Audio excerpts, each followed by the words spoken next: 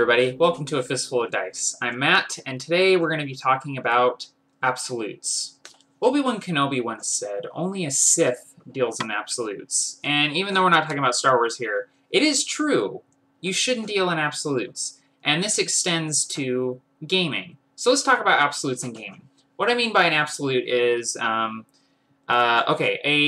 character falls down a pit. And you say, roll your reflex. And the character rolls the reflex and they botch the roll. What do you say? You're dead.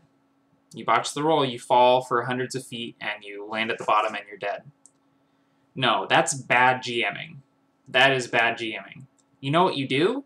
They botch the roll. You say, your hand, you try to grab onto a outcropping in the pit.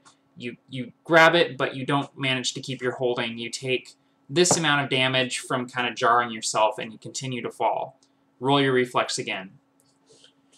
And then, they can continue trying to make it, or, obviously if they make like 5 rolls and they botch every single one, you could be like, okay, you know what, you are dead.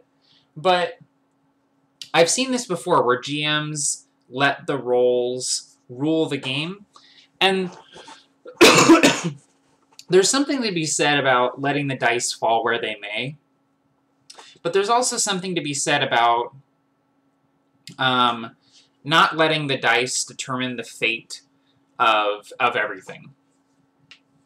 So, don't have a character die when they fail a reflex roll.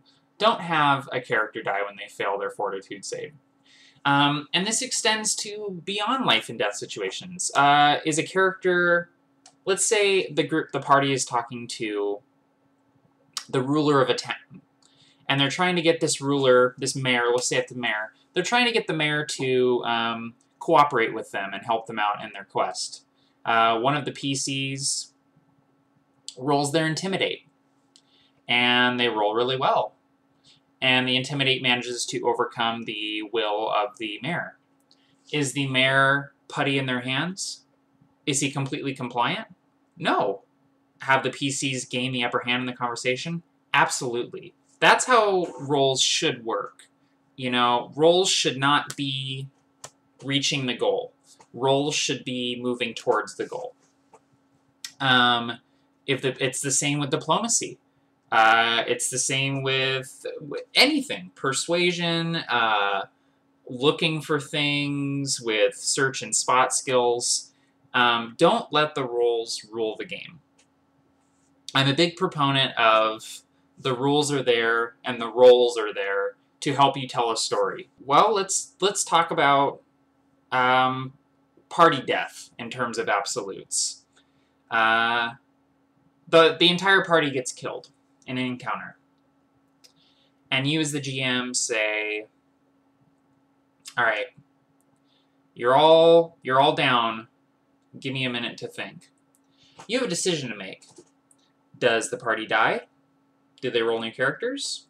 Or would that not serve the story very well? There is nothing wrong with figuring something out to save the players. Maybe they wake up and their hands are bound. Maybe while they were unconscious, bleeding out, they were taken hostage because they were more valuable alive than dead to these villains. Or you could pull a Deus Ex Machina. Maybe a god that they are serving or doing a quest for has yanked them out of harm's way. There are ways to not deal in absolutes. Now, obviously, as a GM, you are totally justified in that scenario with saying you're all dead, because it is a total party kill. Everyone's dead. But don't be afraid to not be black and white within the rules. There's always gray areas, and there's always something else that the players can do to try to achieve something. So I'm interested to hear your guys' thoughts. What is your thinking on how roles should work? Should they be absolute? Are there cases where the roles are absolute? Or is it always steps, multiple roles to achieve things? I'm a big fan of the roles simply helping the players along and not achieving the goal.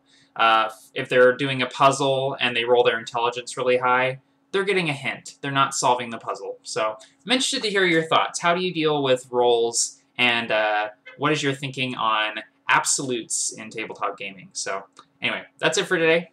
See you later, guys. Take it easy. Happy gaming.